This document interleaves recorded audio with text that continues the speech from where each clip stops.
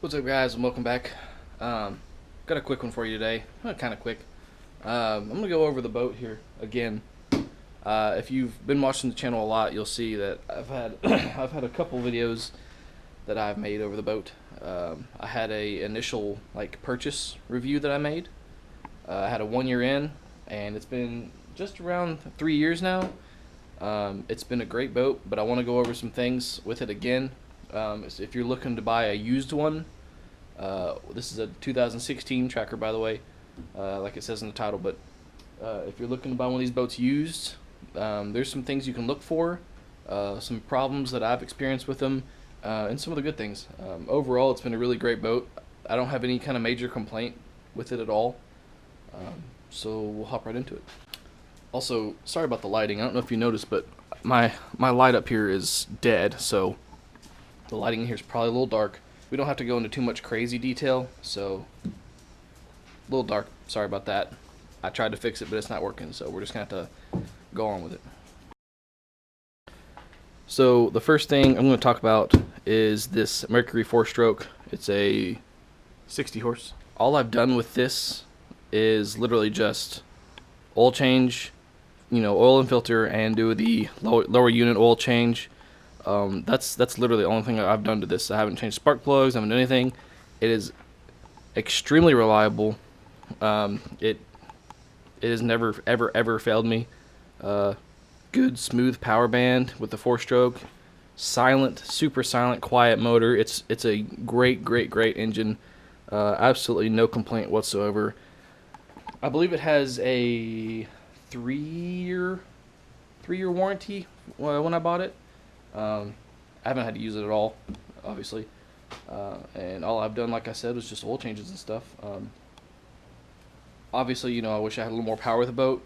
That's nothing negative against this engine, though. This engine's great. 60 horse, it does what it's supposed to do. Absolutely no complaints.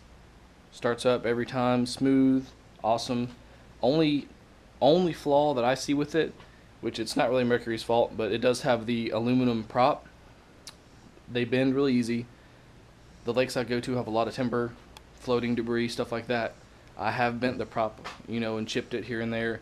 Nothing major, but if you're looking into getting one of these engines or a boat with this engine on it, like this boat here, maybe looking to get a stainless prop.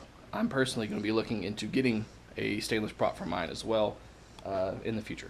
So next, as far as what moves the boat, the mechanical stuff, we have this Minn Kota Edge 45-pound thrust trolling motor.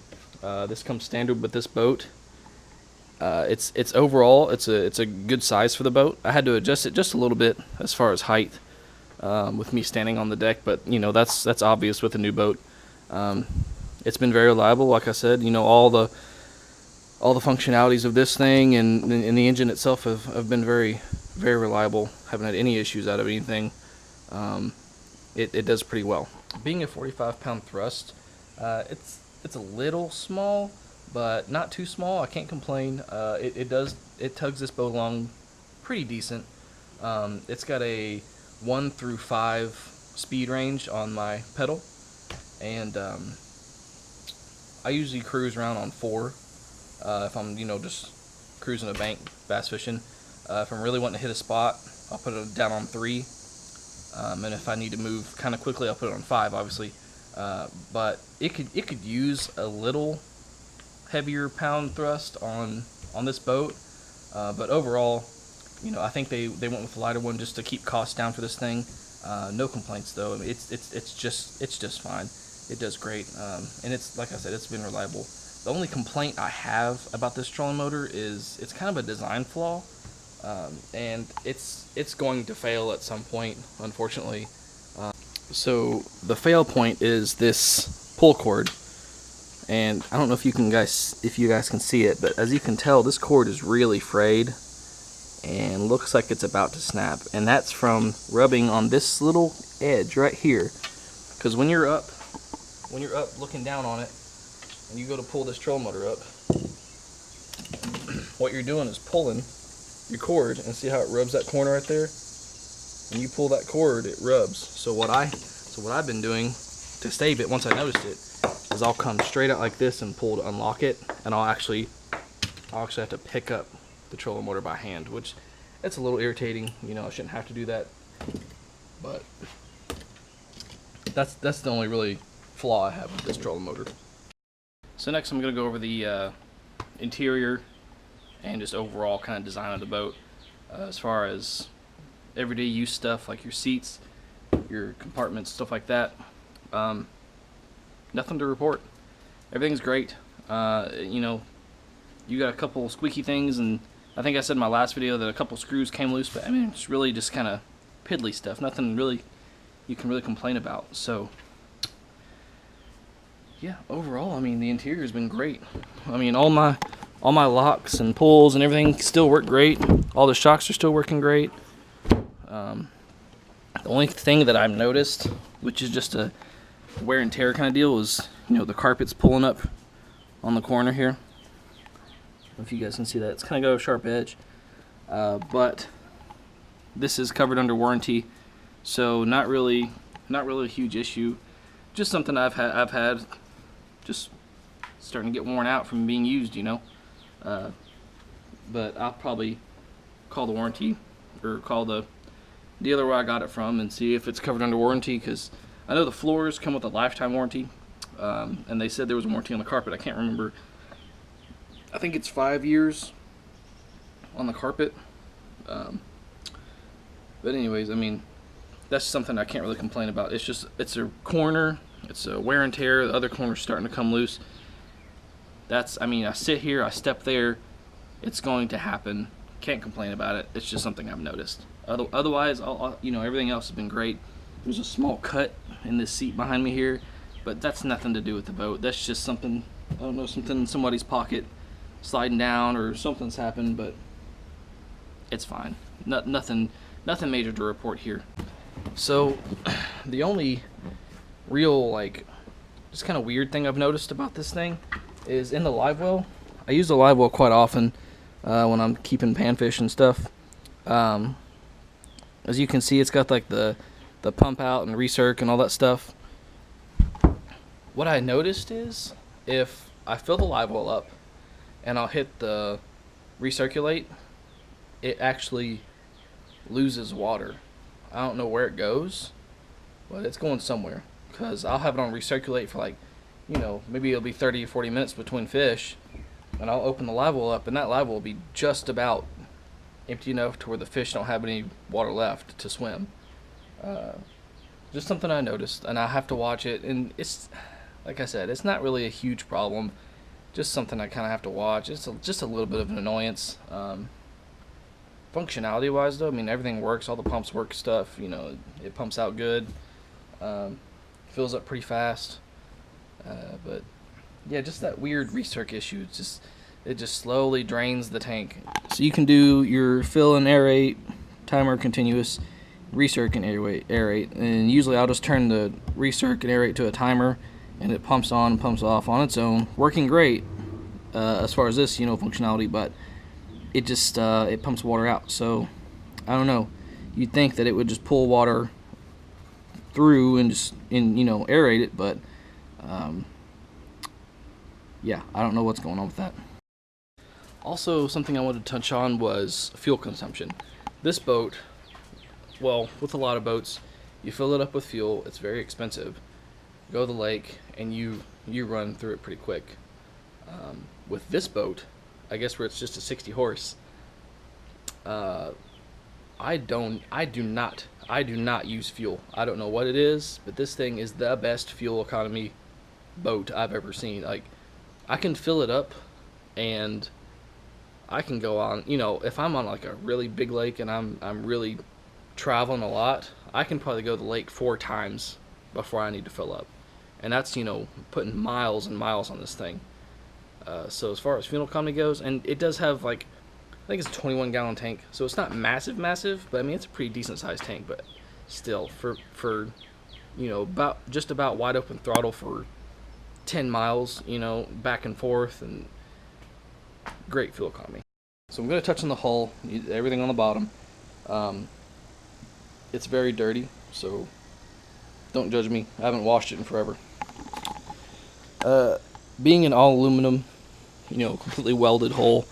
This thing has held up and taken a beating. You can see I've got a few scratches here and there. Nothing crazy. That's from, coming up on a dock and hitting stuff, or there's a lot of floating debris in one of the lakes I go to, and unfortunately at night I just can't see it. You can see that the stickers get a little tore up, but that's fine. I mean, it's just from hitting the trailer here. That's just going to happen. Again, though, no major dents.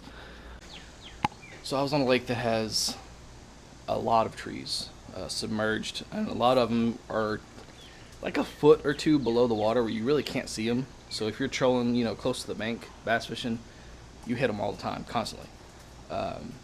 So at one point, I was trolling along, and the trolling motor must have just completely missed it, and I beached myself on a tree, and there we were in the lake, rocking. I had the trolling motor on full blast, and we're sitting there just rocking the boat back and forth, and eventually we rocked it right off. Checked the boat, not even a scratch.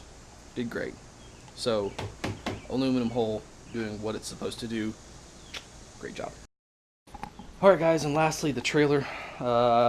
Previous video, I was complaining about my lights not working, or every time I put them in the water they'd blow, and they were supposedly submersible, and a lot of people said, oh, just unplug them. But in my opinion, if you advertise something as being submersible without having to unplug it, I'm going to use it that way, and that's the way they told me it was supposed to be used. So I used it that way, and it didn't work.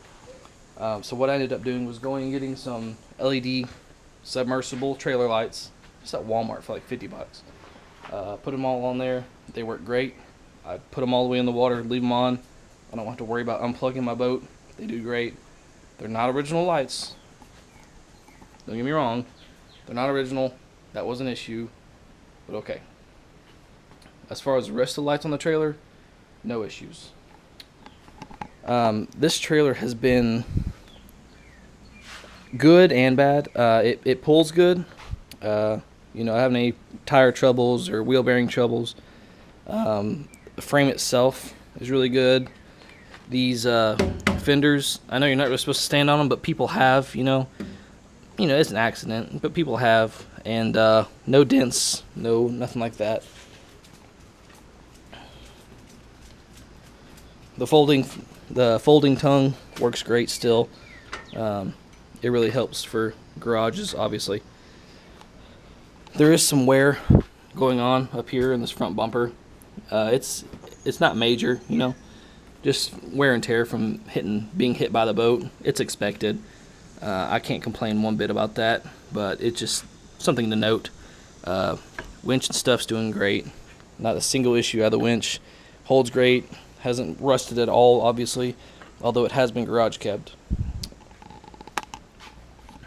One thing I have noticed, and it's been, I noticed this last time I took the boat out, and it's in my opinion, it's kind of a really crappy thing. The wood runners that the boat sits on have completely rotted out. 3 years old, garage kept boat, mind you, and the wood has completely rotted. So as you can see, I can almost get my finger in there, and then back there I have to have it tied on with a tow strap from the last time I was at the lake, just to get get the boat home. This thing is not in good shape at all. The bolts, I can twist it, look at that. Both sides are rotten. This side I just showed you was more rotten than the other, obviously. But the bolts fell out. The bolts holding it on fell out. Not good. I am going to the lake later to fix the trailer. I've already got new boards and new carpet and everything. So I went to Lowe's, got some outdoor carpet. It's got a couple, like 12-foot section that's like 2.5 feet wide. Gonna put that around my new boards. My new boards here. I got some 2x4s measured and made sure that the new 2x4s were cut the same length as the original ones. And I actually stained these with some oil-based stain to try and keep the water out of them a little better. And what I'm going to be doing is using lag bolts instead of screws like the original trailer has to secure the boards down.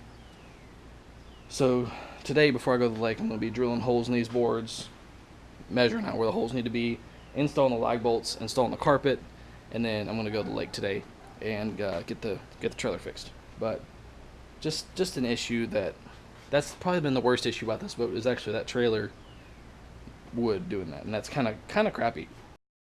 So guys, I know this has probably been a little quick video. Really poor lighting, sorry about that again, but I just wanted to go over the boat with you. I got you guys again in case anyone's looking to get one of these used. I would 100% recommend it.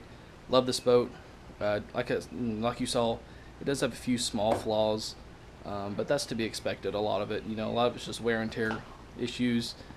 Cannot complain at all about this boat. So don't get me wrong, I'm not dogging it. It's a good boat. I love it. I would buy another one. If you're looking to buy one, obviously make sure the engine's in good shape. If you don't take good care of the engine, I don't care what engine it is, it's gonna get hurt. So if you're looking to buy one, make sure you guys check the engine out and all the electronics, just in case someone hasn't taken care of it. Also check the trailer. Make sure you guys, if you're looking at one of these, the trailer tires are good, wheel bearings are good, and check the boards for softness. You can take a knife and stick in the bottom of it, and if it starts crumbling or it feels really mushy, obviously the boards are trash and that needs to be addressed. But again, overall, 100% recommend this boat. Love it. I don't regret this purchase at all. Bought it new. It's been great. So guys, I hope this video was helpful. Hope you enjoyed it. It's kind of my step back into the YouTube game here. I've got another review video I'm going to be doing here soon and posting up probably here in the next few days. So keep a lookout for that. Yeah, thanks for watching, guys. Don't forget to like, share, subscribe, hit the little bell notification if you're subscribed already. If you're not subscribed, subscribe and then hit the bell notification. And thanks you guys for watching. I'll see you all in the next one.